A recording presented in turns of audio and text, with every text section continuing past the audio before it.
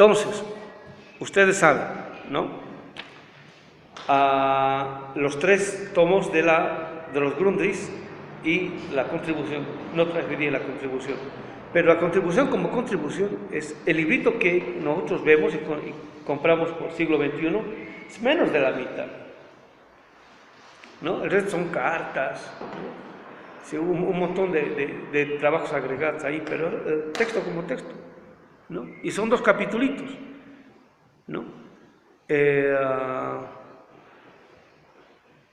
Y que todavía no llega al capital. Empieza con la mercancía y sigue con el dinero, y no llega al capital. Y supuestamente su obra debe tratar del capital. Entonces, cuando le envía al editor, le dice, ¿qué crees? Bueno, y también que le cuenta a Engels, le dice, ¿qué crees? Estoy enviando el texto, pero solamente tiene 2 capítulos, ni siquiera he llegado, ni siquiera he tratado el tema del capital, y tiene que llamarse capital. Por eso le pone contribución a la crítica de la economía, porque la primera crítica de la economía política la hizo Engels, ¿no? Entonces dice, bueno, se va a llamar contribución a la crítica de la economía, ¿no?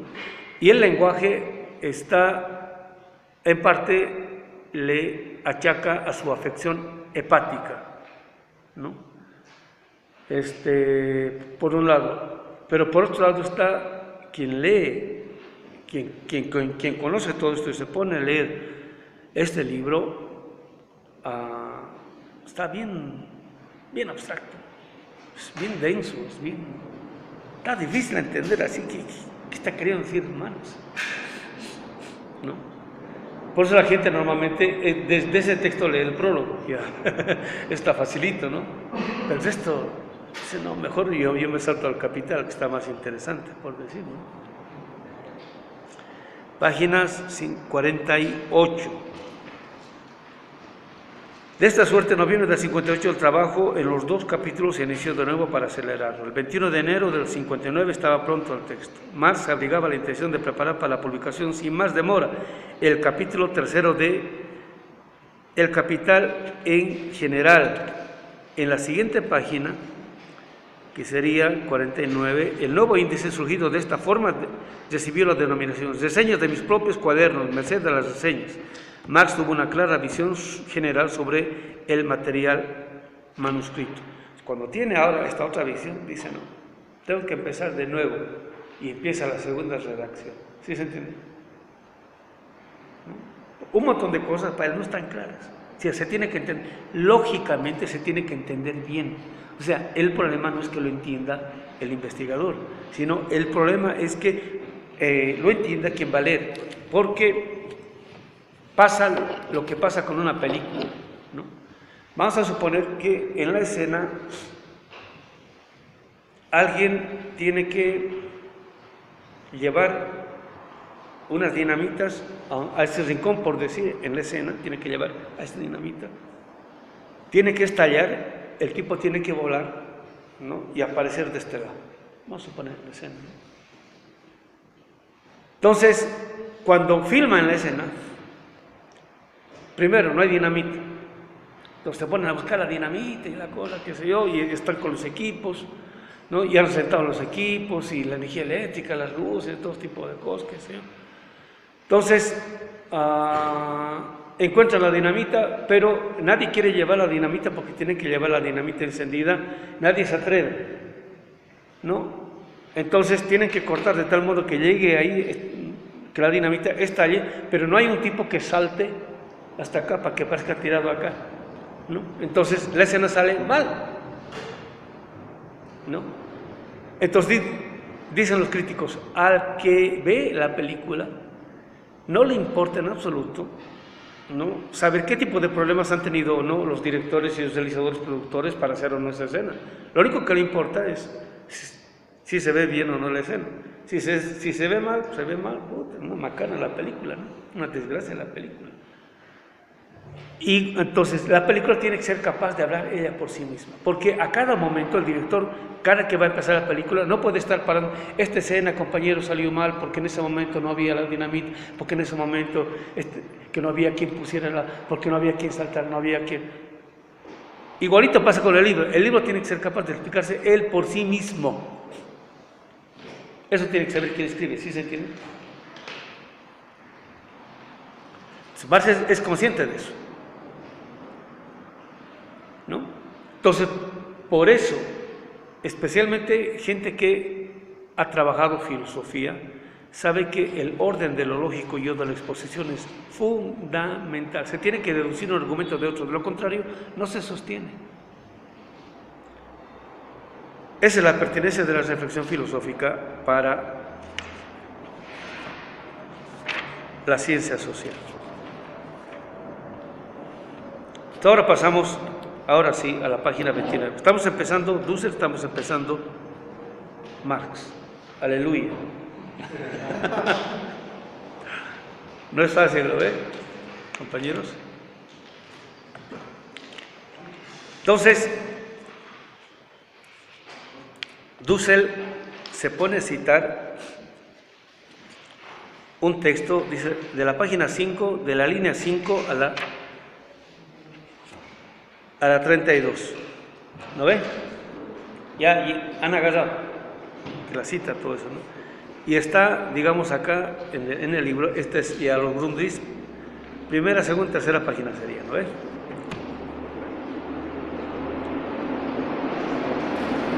Entonces, para llegar a esto vamos a ir primero nosotros a lo que dice Marx, ¿no? Entonces, a la izquierda tenemos la introducción, la producción en general, relación general sobre la producción, el 3 método, 4 medios, y está empezando con la producción en general. ¿Por qué esta introducción, intentando ser una reflexión metodológica, no es metódica en el buen sentido de la palabra, ¿no? Y también por eso Marx lo abandona y no lo... Si hubiese estado bien, lo hubiese publicado tranquilamente en la contribución, pero no lo publica en la contribución. En la racionalidad dialéctica, el método es siempre el resultado de una investigación. Es lo último que aparece, ¿no? Y normalmente lo último que se publica, ¿no? Entonces, normalmente no se empieza con la reflexión, la exposición no empieza con la reflexión metodológica, sino que termina y arriba a ella. Es más, muchos nunca publican la reflexión metodológica porque hasta el día de su muerte nunca han creído que ha terminado su investigación. Sin embargo, van mostrando a lo largo de la investigación reflexiones metodológicas, ¿no? La diferencia entre el concepto y la categoría es que a la reflexión conceptual le es inherente y o le pertenece la metodología.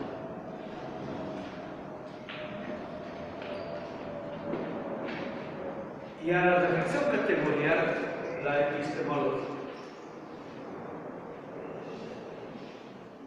¿Por qué? ¿Por qué? Esto también es fundamental.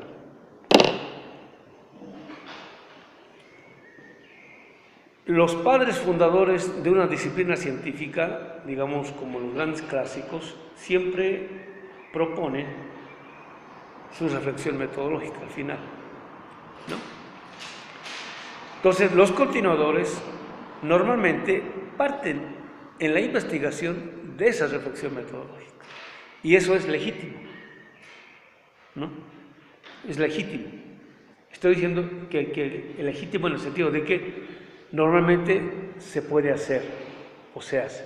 Entonces, por ahí, digamos, ustedes quieren hacer una investigación relativa a la economía, ¿van? ¿Cuál es el método de investigación científica de la economía?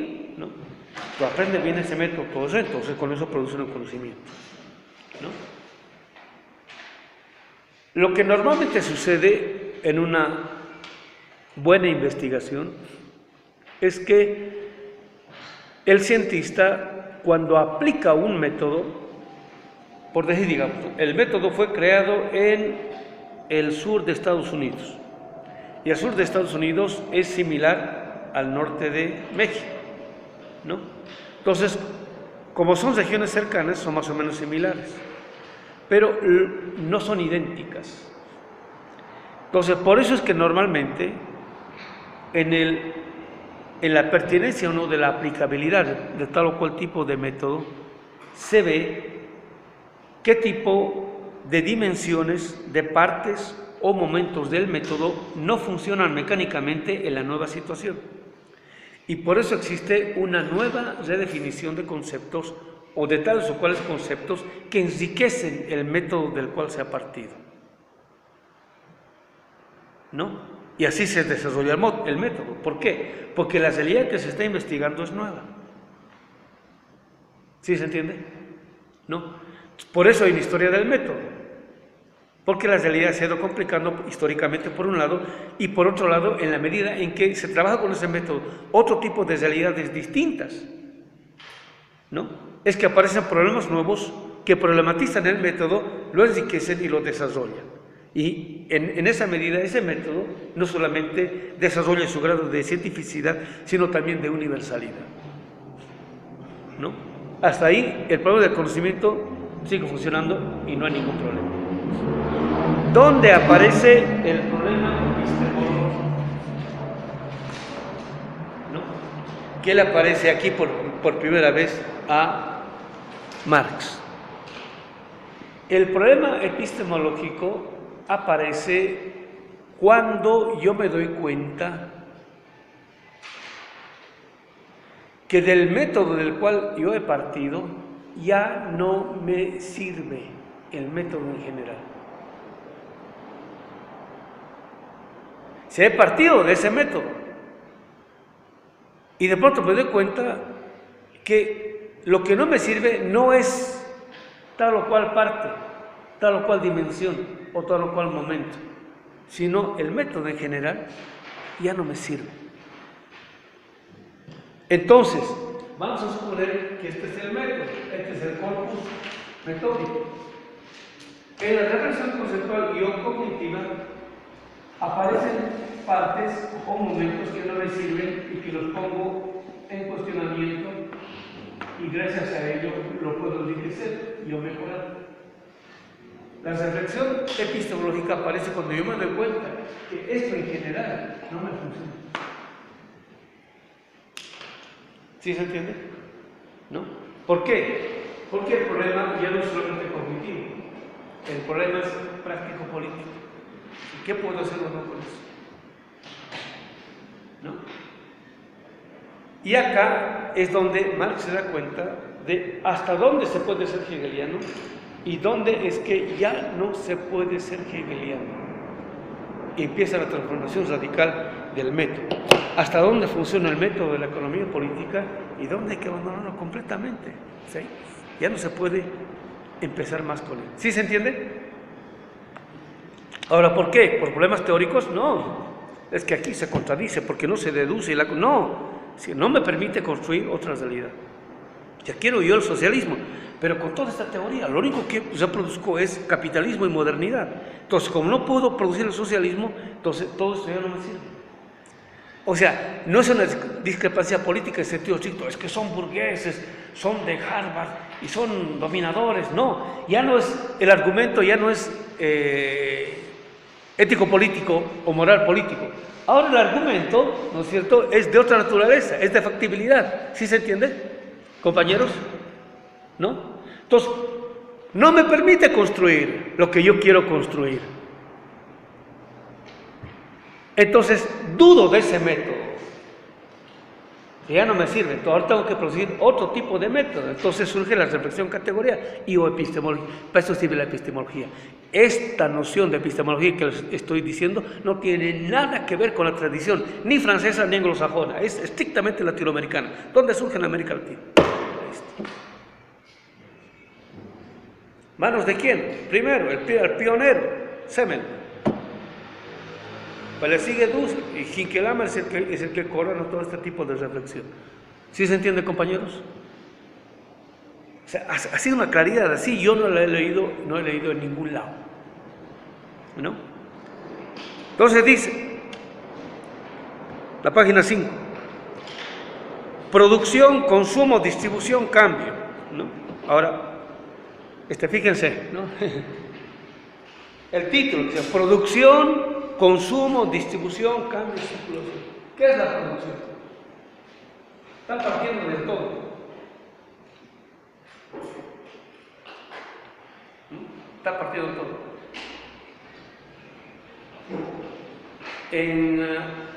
En el Capital, en el tomo 1, hay un pie de página en el cual él muestra, ¿no? Y también acá, en la parte metodológica, él muestra cómo es que al principio ha procedido la economía política. Primero parte de la población, parte de lo general, de ahí poco a poco va llegando a terminaciones simples, abstractas, ¿no? Y al final, después de que ha llegado a lo más simple, de ahí vuelve a la reconstrucción. Pero al principio parte del todo, ¿no? Así está partiendo. Entonces dice, individuos autónomos, ideas del siglo XVIII, pero no que está hablando de la producción. Inciso A, el objeto considera es en primer término la producción material, no la producción en general, sino la producción material. Entonces dice, individuos que producen en sociedad. Lo primero que tienen que subrayar es individuos, ¿no? Es lo primero que produce.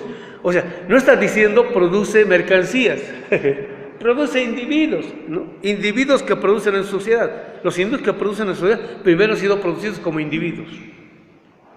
¿Qué tal? O sea, la producción de los individuos socialmente determinada. No está hablando de la mercancía. Primero que producen individuos, o sea, Robinsones. Y ahora me estoy dando cuenta, compañeros, esta afirmación de el mejor amigo del hombre es el perro, es una afirmación, eso surge en Inglaterra. Después les voy a contar la historia, porque estoy leyendo cosas relativas al romanticismo, ¿no? El mejor amigo del hombre es el perro, y ese es el individuo, ¿no? El cual, el otro individuo, ¿no? Es su enemigo, aunque sea su pareja, ¿no? ¿Qué tal? O sea, quien prefiere al perro que al ser humano, o sea, con ese no se puede hacer algo más allá de este mundo o de este orden. ¿Qué tal? Está fuerte, ¿no? Estoy descubriendo cosas en sentido multidimensional que todavía me queda pila. Yo pensé que íbamos a parar a las 3:30, pero hay todavía pila. Este es naturalmente el punto de partida. Ahora, natural no en el sentido de la naturaleza. Es el punto de partida de la economía política, está diciendo ahí arriba, del siglo XVIII, 1700 y pico. 1700 y pico empieza la ideología del Robinson, ¿no? Es un mito fundante. El individuo, el llanero solitito, que no necesita de nada ni de nadie, y que es contador, que es productor, es capitalista, es todo a la vez. O sea, ahí está contenido todo, por decir, ¿no? El cazador o el pescador solos, aislados, con los que comienza Smith y Ricardo, ya presupone una larga historia en la cual ya se ha producido la idea del individuo, ¿no? O sea, de lo que parten, no es en cero, ya parten de algo previo. O sea, pertenecen a las imaginaciones desprovistas de fantasía que produjeron las Robinsonadas dieciochescas, ¿no? O sea, el Robinson o el individuo, aquí, el individuo, que vamos a hacerle hablar a Marx, ¿no? O sea, lo que él quiere decir, porque ha dicho Hinkeland, ¿bien? Marx ha escrito para nosotros, o sea, para nosotros son ustedes, o sea, siéntanse interpelados, ¿no? No se hagan así, ¿no? Que les llegue eso, ¿no? Dice, individuos que producen la sociedad, o sea, la producción de los individuos socialmente determinada, pertenecen a las imaginaciones desprovistas de fantasías que produjeron las Robinsonadas, ¿no?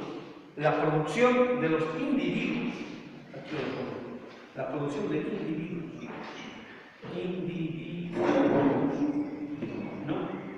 El individuo o la producción de la individualidad del individuo como modelo ideal.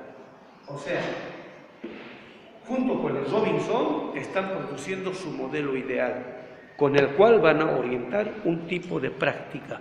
Por eso se constituye el modelo ideal en marco categorial. ¿Sí se entiende, compañeros? Más abajo, en la línea 2, 4, 6, 8, 10, en la línea 12, ¿no?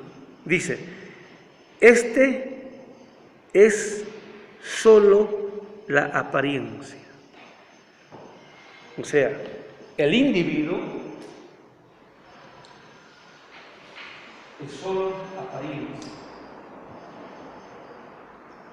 Aquí diríamos el fenómeno es el individuo.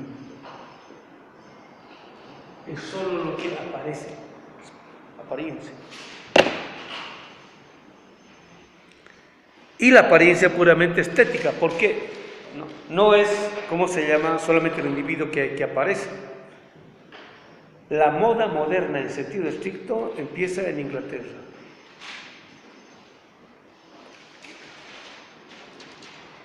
Después de que fracasa el proyecto de Napoleón, porque con Napoleón todavía quieren volver a la nobleza, quieren volver a ser reyes, quieren volver, digamos, al pasado, ¿no? Y por eso copian, digamos, el tipo de vestimenta, ¿no?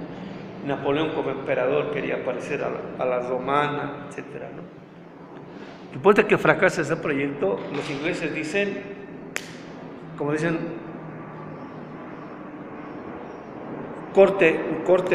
hacen un corte de un tajo, ¿no? Ahora vamos a empezar de cero, ¿no? Vamos a producir al hombre moderno y a la mujer moderna. Y desde la moda, o sea, no solamente el contenido, sino la moda. Entonces, por primera vez, ahora sí, los pantalones, se diseñan los pantalones que nosotros nos ponemos. Y la forma de vestido de la mujer. La idea del gentleman, así, con su sombrerito, traje, corbatita, todo eso, que traen así costumbres de muchos lugares, porque en Inglaterra hay mucha migración, ¿no? Que la corbatita, por ejemplo, es de Ucrania, por ahí es, ¿no? Era un poco larga, pero así la moldean, etcétera, etcétera, qué sé yo, el vestido, la minifalda, que la moda de la Lady Di, y etcétera, etcétera, ¿no es cierto? Son grandes modistas que se fijan en eso y después de eso a nivel mundial, a nivel planetario. La minifalda surge en Inglaterra, ¿no? Los pantalones abombachados, todo eso en Inglaterra y así sucesivamente. En ese detalle hay que fijarse, compañeros, es la producción de la subjetividad.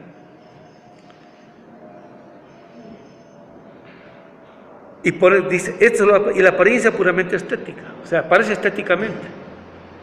Entonces, la forma de caminar del inglés, ¿no? Los biógrafos de Marx describen al hijo natural de Marx con Helen de Mugg, que era la persona que les ayudaba en la cocina, en la limpieza, todo eso, ¿no?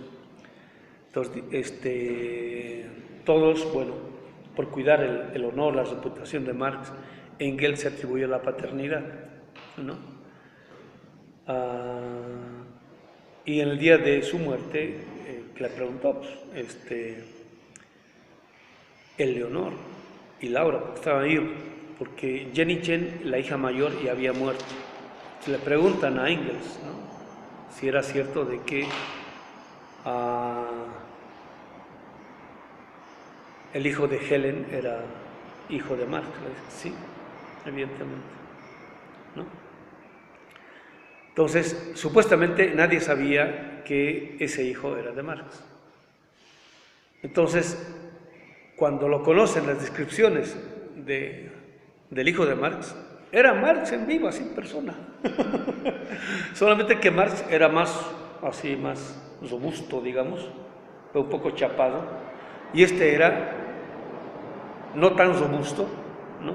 pero más alto, ¿no? Y tenía la misma cabeza, el mismo pelo, el mismo porte, hasta la misma barba, ¿no? Pero era un inglés 100%, o sea, un gentleman,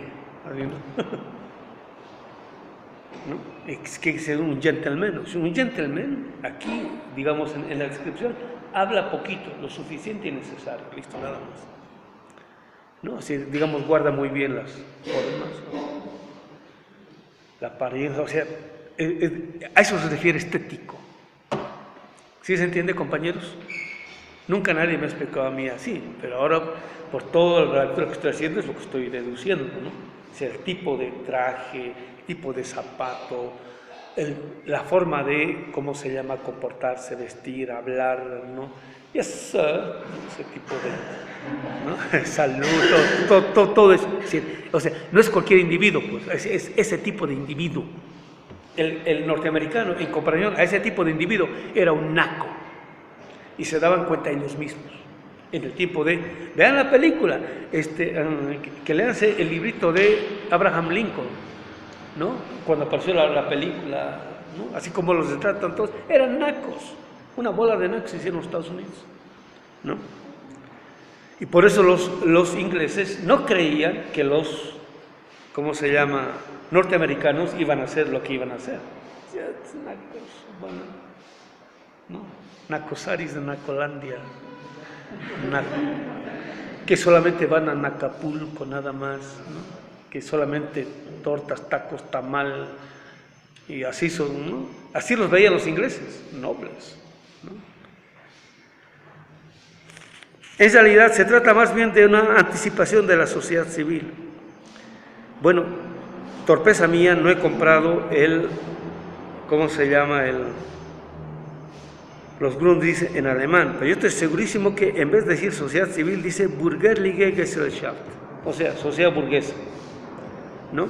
Entonces todos traducen lo Bürgerliche, o sea, lo burgués, como civil, ¿no? Pero en realidad es burgués. ¿Sí se entiende? ¿No? Más abajo, 2 líneas más abajo. En esta sociedad de libre competencia de cada individuo,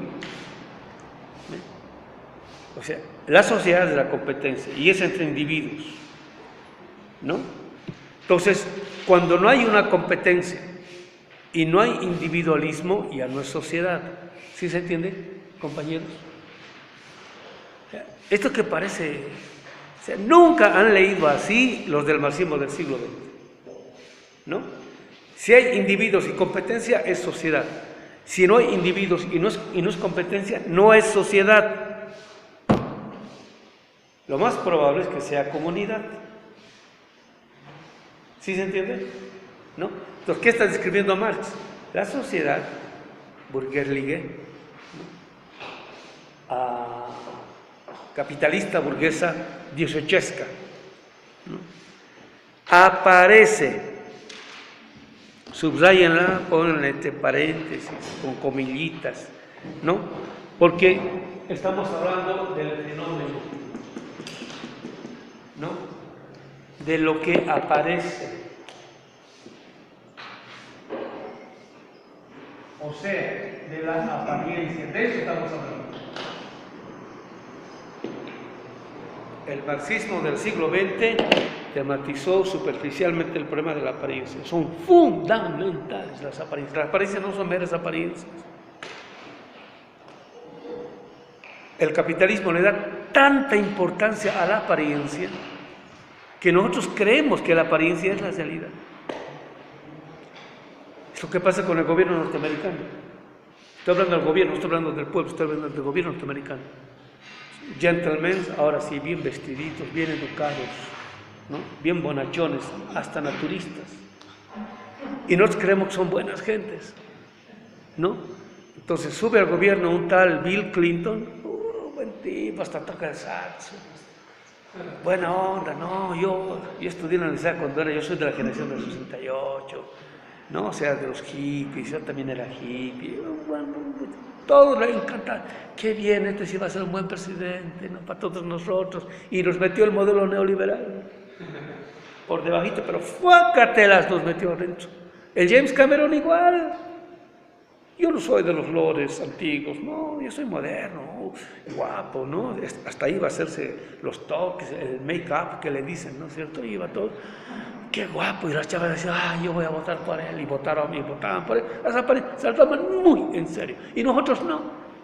Es lo que pasa con Lula. Las 2 primeras elecciones perdía Lula, ¿por qué? ¿No es cierto? Sin corbata, mal vestido, con su panza al aire, ahí, digamos, como si fuese cualquier cosa, ¿no? Entonces, y perdía. Entonces les preguntan a los obreros paulistas, ¿no? ¿Por qué no votan por el Lula? Es que nosotros no queremos que nuestro presidente parezca un obrero. ¿Qué tal? ¿Sí? La apariencia no es mera apariencia, y nosotros, los de la izquierda, descuidamos las apariencias, por eso nos ganan. Aparecemos como fantoches, bandoleros, etcétera, etcétera. Así aparecemos. Porque lo único que nosotros decimos es el contenido, no, es que yo soy revolucionario, y que me quieran como soy. No, puta cara. ¿Sí se entiende, compañeros? Todos toman muy en serio las apariencias. Se las toman tan en serio que creemos que son buenas gentes. Y engañan una y otra vez, sistemáticamente. Y les seguimos creyendo. ¿Por qué? Porque cuidan muy bien las apariencias y nosotros no. En esta sociedad de libre competencia, cada individuo aparece como desprendido de los lazos naturales. ¿No es cierto? Aquí. Entonces, el individuo, como modelo ideal, parece que no tuviese ningún tipo de relación ni con la comunidad, porque es sociedad o comunidad, ni con la naturaleza, ni con la historia. Parece que ha caído del cielo, ¿no? Entonces, fíjense, este tipo de ideología, no soy de aquí, ni soy de allá. ¿No? Solo Dios sabe dónde no se nos soy de aquí. ¡Ay, qué romántico! Sí, no, porque mi patria es el mundo. Esa es una afirmación individualista. ¿Qué tal? Se están cayendo un montón de mitos. En esta sociedad el aparece como desprendido de los lazos naturales, pero no está desprendido, pero aparece y cree, ¿no? Y por eso cree que puede vivir sin ningún problema. Europa, Estados Unidos, Canadá, Australia, se le da lo mismo. O sea, la naturaleza es extensa. Chao, historia. La historia quedó en el pasado. Entonces, un poco lo que dice Marx, ¿no? Hasta antes del capitalismo había historia. Aparece el capitalismo, desaparece la historia. Ahora es naturaleza. El ser humano por naturaleza era individuo, egoísta, egocéntrico, ególatra. Y esa es una mera apariencia, fíjense.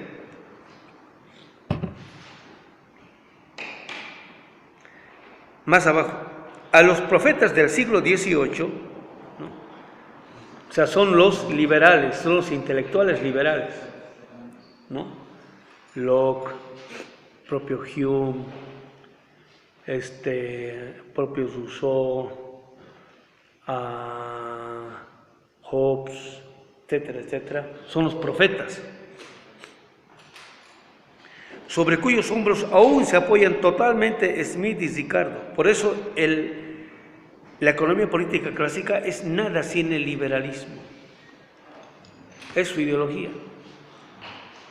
Si no hubiese habido una ideología que justifique, argumente y fundamente la necesidad y o pertinencia del individuo libre, egocéntrico, egoísta y ególatra, es imposible la economía política clásica, burguesa, moderna, europeo, occidental y eurocéntrica. ¿Qué tal? ¿Qué tal, compañeros? Si la cantidad de cosas que están presupuestos. Este individuo del siglo XVIII, otra vez subrayenlo, que es producto, ¿no? O sea, antes no solamente hay historia y cultura, sino que también hay comunidad. Es producto, es un resultado, se ha producido eso. Eso quiere decir que antes de que se produzca no había. Eso quiere decir. ¿Sí se entiende, compañeros?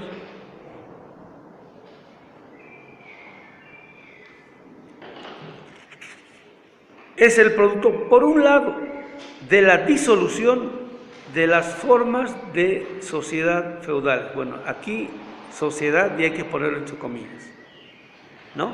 Porque en la sociedad feudal no había individuos libres, ¿ve? O sea, el argumento todavía no está. Y eso vamos a ver varias veces. Entonces, como no está listo, no está listo. Eso quiere decir, pero por eso dice que la ha escrito para nosotros ya tenemos la claridad de eso, ¿no? Entonces podemos ver, o sea, Marx también la ciega. ¿Qué quiere? ¿Qué tal? ¿No? Pero eso lo que decir, es que Marx, ¿cómo se llama? No fue consecuente, hay que desecharlo. No, nada que ver. Él es el cuate, él es el aliado, ¿no? Y como todos nosotros también está en proceso, ¿no? Eso poco a poco vamos a verlo. Y por el otro, de las nuevas fuerzas productivas desarrolladas a partir del siglo XVI, ¿no? Marx está partiendo 1500 y pico, ¿no? O sea, está tomando en cuenta 1492 en adelante. 1492 es siglo XV, 1500 en adelante es siglo XVI, ¿no? O sea, a partir de ahí se han ido desarrollando, ¿no?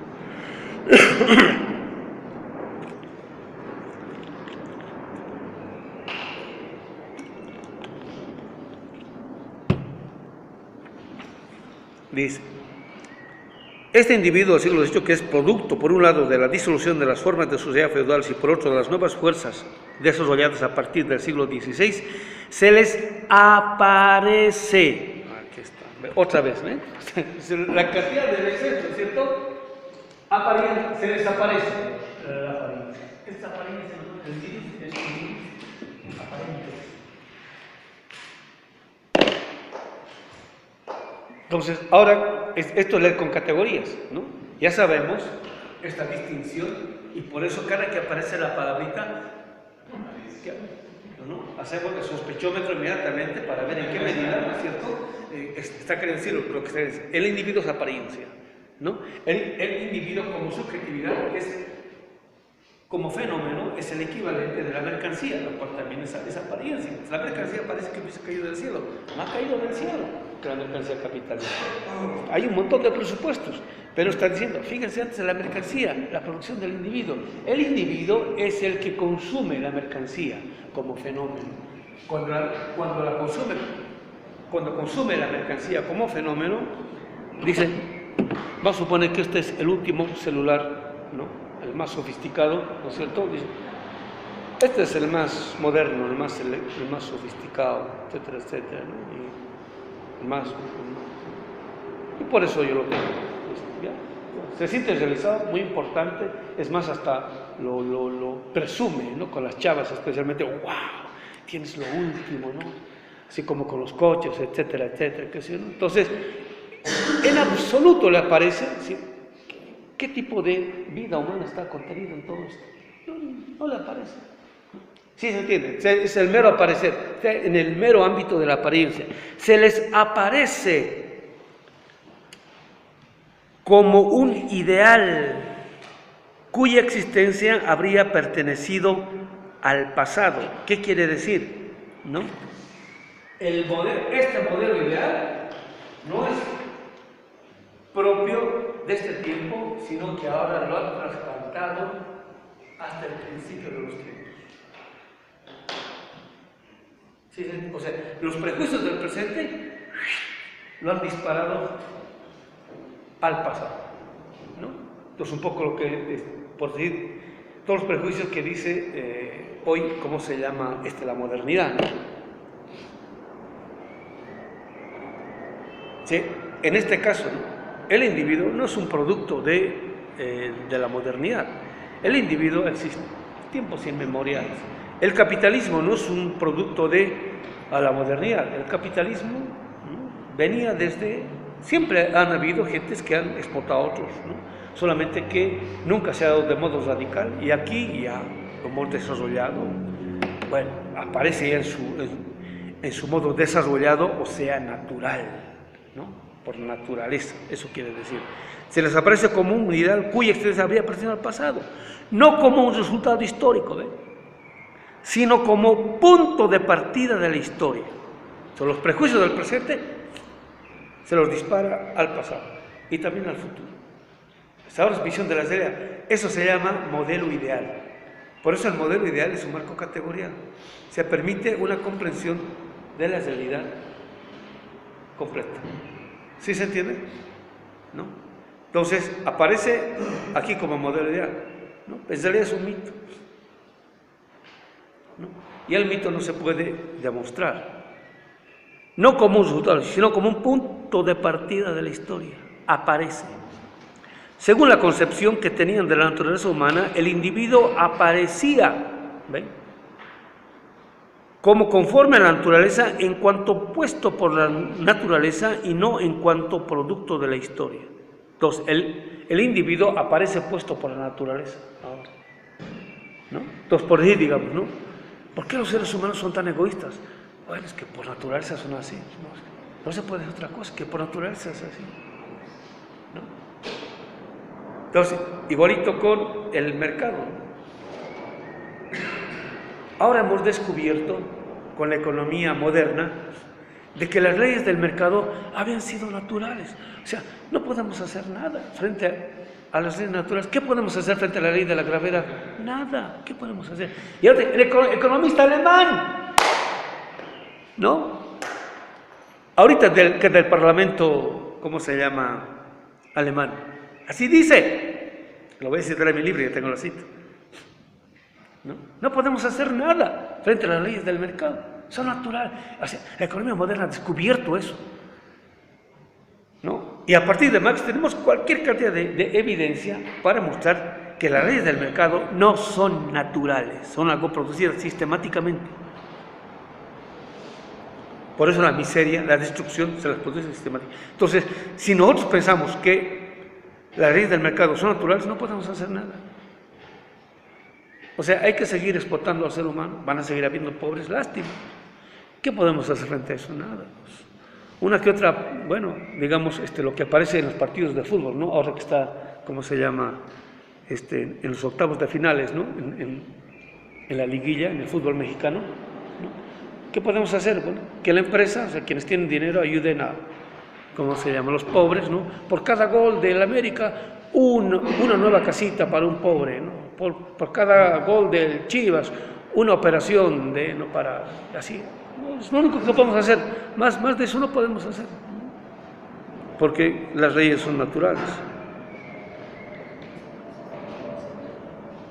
Sigue diciendo, hasta hoy esta ilusión ha sido propia de la época nueva.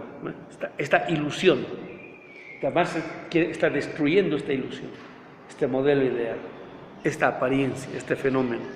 Siguiente paso. Cuanto más lejos nos remontamos en la historia, tanto más aparece el individuo. Y esto se ve en las historias de la economía producidas por gente formada al interior de este marco categorial, ¿no? Entonces, en los libros que tiene mi suegro, él es economista, estudió economía, encontré 2 o 3 historias de la economía desde el punto de vista de economistas del modelo neoliberal, ¿no? Entonces, es increíble, pero hacen una reconstrucción de la historia en el sentido del principio el ser humano era egoísta, ¿no? Competente, ¿no? Etcétera, etcétera. O sea, tenía todo este tipo de valores, ¿no? Que era industrioso, por decir, que tendía los negocios, ¿no? Al ahorro, a la inversión, etcétera, etcétera. Hasta todos sus prejuicios, pero bien metidos a lo largo. Es una recreación, es una producción de un tipo de horizonte de sentido, ¿no? Y cuando se enseña a los alumnos en las facultades de economía con este tipo de historias, dicen, pues así es, ¿no? A mi esposa en clases de filosofía del derecho, él les decía, ¿no? ¿Quieren ser modernos? Bueno, búsquense quién dominan. Entonces, porque ese es el moderno, decían, oh, o sea que estamos bien, que decían los estudiantes de Derecho, ¿no? Porque nosotros ya dominamos a los guatemaltecos, a los centroamericanos, nosotros te los dominamos, o sea que estamos bien, fíjense. ¿Sí? Porque han sido formados desde que han ingresado, ¿no? Así es, o sea que hay que mochar para que haya justicia. Así es, maestra, ¿qué le vamos a hacer? ¿Sí se entiende? O sea, se forma con esa cosmovisión y esa gente es la que llega a las secretarías de Economía y Planificación, Desarrollo, etcétera, etcétera.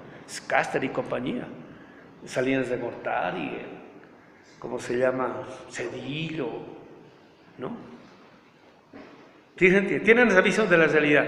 A partir de esa visión de la realidad, ¿no es cierto?, se les abre un tipo de práctica, un tipo de política, ¿no? Y orientan la transformación del país en ese tipo de sentido, ¿no? Y por eso rifar Pemex es lógico, tiene sentido. Quienes se oponen a eso son bárbaros, ¿no? Están fuera de la historia. ¿Sí se entiende, compañeros?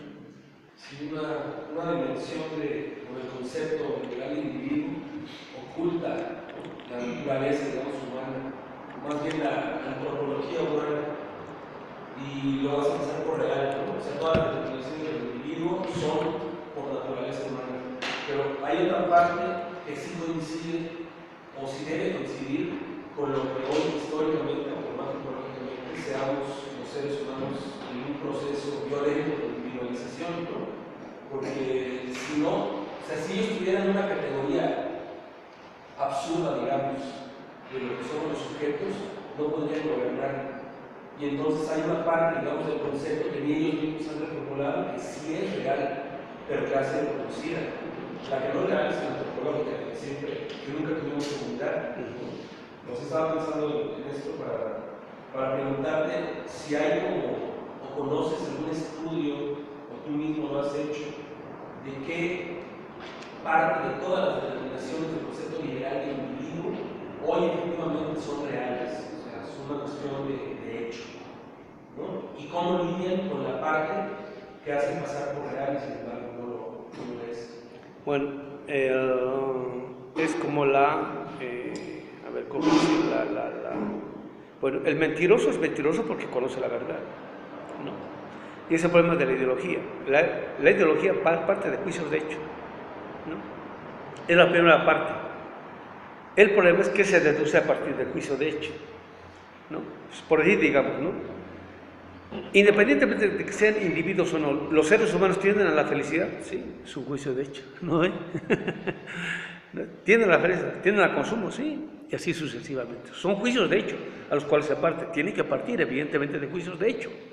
El problema es que se deduce a partir de eso, ¿no? Por eso es que no se puede poner en suspensión la tematización relativa a los juicios de hecho. Por eso Hume y Popper son interlocutores, ¿cómo se llama? Legítimos, válidos en ese sentido, porque ellos parten del juicio de hecho, ¿no? El capitalismo produce riqueza, sí, pero es un juicio de hecho. El problema es a costa de qué, ¿no? O sea, es lo que le sigue, ¿no? ¿Ha producido avances? Sí, es cierto, ¿no es cierto? ¿Pero a costa de qué? Y así sucesivamente, ¿no? Pero si me quedo solamente con eso, me quedo, pues ni modo. Hay que seguir sacrificando a gran parte de la humanidad para que esto acontezca, suceda, etcétera, etcétera, ¿no? Un pequeño detalle. Ahorita está circulando en internet así firmas adhesivas a los Selknam, ¿no? Son un pueblo, una nación, los pueblos originarios del sur de la Argentina, sur de Chile, que giraban de la Patagonia más abajo. Durante milenios han vivido, ¿no? Los españoles no han llegado, digamos, a exterminar nada de eso, pero los argentinos y chilenos, fundamentalmente argentinos, ¿no? Cuando la Patagonia les quedó chiquito, entonces fueron detrás de sus tierras, ¿no? Entonces, el detalle es el siguiente. Esa zona es muy extensa, es grande, así como las sierras de Chihuahua, pero grandísimas son las zonas. Entonces, a una persona físicamente a pie girar todo ese espacio entre Chile, porque podía cruzar la cordillera, todo eso, Será imposible a una persona, una vez en su vida, hacer, digamos, el más longevo, más avieso, digamos, podía haber hecho el giro, todo eso. Pero que pasaba es que toda esta gente conocía muy bien el territorio. Lo conocían de memoria, de tal modo que cuando llegan los ingleses, ¿no?, con sus perros de caza, o sea, si no hubiese sido por el rifle inglés y los perros de caza, no los exterminaban, ¿no?, porque estaban defendiendo ellos sus tierras. Entonces, con el rifle y los perros de caza los podían perseguir y hasta acorralarlos, y al final, bueno, los fueron eliminando hasta el final. Pero el detalle es el siguiente: ¿cómo ellos pudieron conocer extensión tan grande de tierra? ¿Cómo?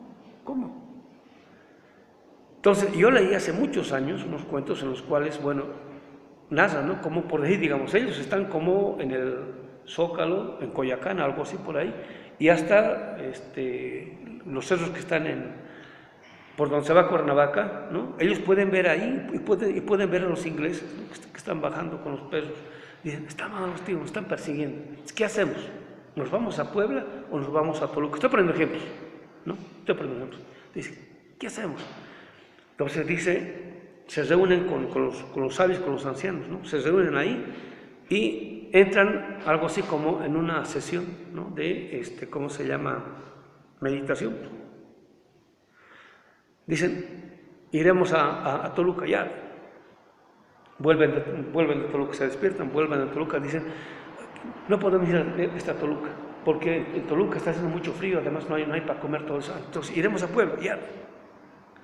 Vuelven, dicen, sí podemos irnos a Puebla, porque en Puebla sí hay comida y además hay refugios, podemos ir, están nuestros hermanos también, claro, ya, y se van. Eso es lo que no podían entender los ingleses. ¿Cómo podían tener un conocimiento del territorio, pero impresionante? Respuesta: la modernidad es un desprecio sistemático de todo lo espiritual,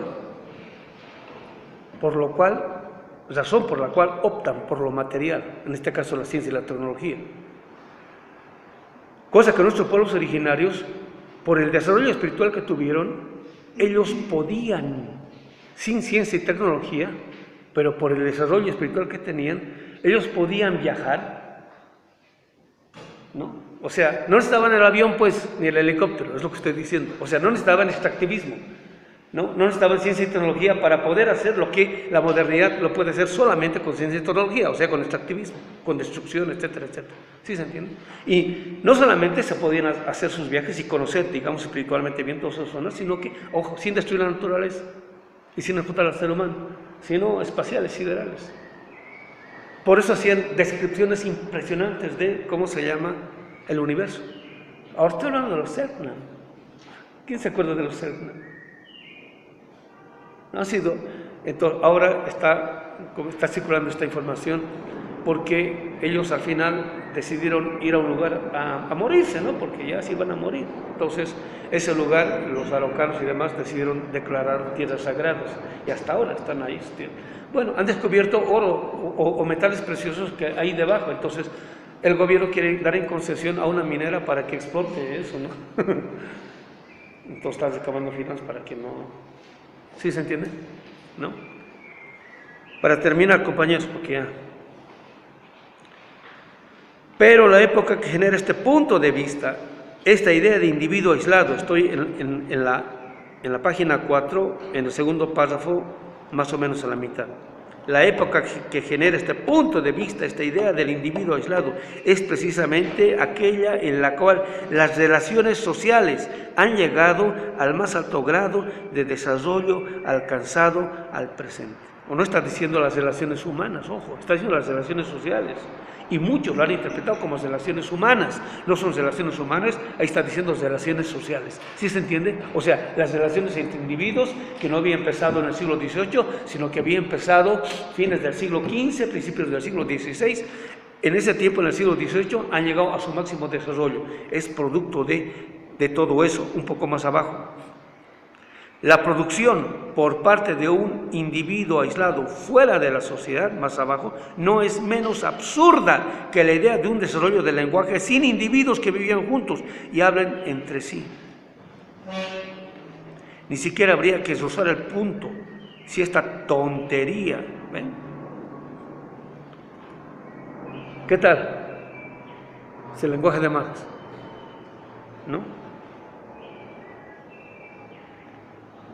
La producción por parte de un individuo aislado fuera de la sociedad no es menos absurda que la idea de un desarrollo del lenguaje sin individuos que vivan juntos y hablan.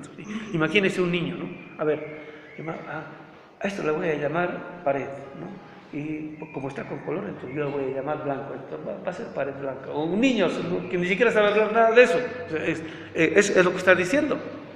Alguien tuvo que haberle enseñado. Y hay experimentos han hecho a niños que no les han dado nada, o sea, del lenguaje nada. Es como animales, no hablan nada, así decimos, listo. No, y a animales, ¿no? A quienes les enseñan a hablar. Hay el video de un gorila a quien le han enseñado a hablar, ¿no? Y razona, y ve la televisión, y yo no he visto, pero dice que ahí está el video en el cual dice, ve el gorila, la televisión, la destrucción que el ser humano está haciendo, dice, ay, este ser humano tan tonto, está destruyendo a su madre está destruyendo, a la naturaleza está destruyendo. Y después dice, al final dice, yo no he visto, pero no se da cuenta, la naturaleza le está mirando. O sea, le han enseñado a hablar, aprendió a hablar, ¿no? Entonces, la producción del modelo ideal gracias al cual es posible es absurdo, o sea, no tiene sentido eso que está diciendo, es un modelo ideal. Y por eso la consecuencia de eso es también absurda, es la barbarie, es la destrucción sistemática. ¿Sí se entiende? Es lo que está diciendo. Y está empezando a, ¿cómo se llama?, desarrollar este tipo de argumento, ¿no? Entonces, ¿quiénes hacen eso? En plena economía moderna, Bastiat, Carey, hasta Proudhon, y era socialista Proudhon, y así sucesivamente. Entonces ahora tenemos muchos marxistas que están diciendo hay que volver al capital, todo eso, siguen con este tipo de prejuicios, ¿no? Tomo 1 han publicado, están publicando el tomo 2 y así, y son marxistas, ¿no? Europeos, menos mal. Bueno, compañeros, aquí nos detenemos, nos vemos el próximo, ¿cómo se llama?, lunes, es la última sesión, termina el semestre y nos vemos al siguiente semestre. ¿Está bien?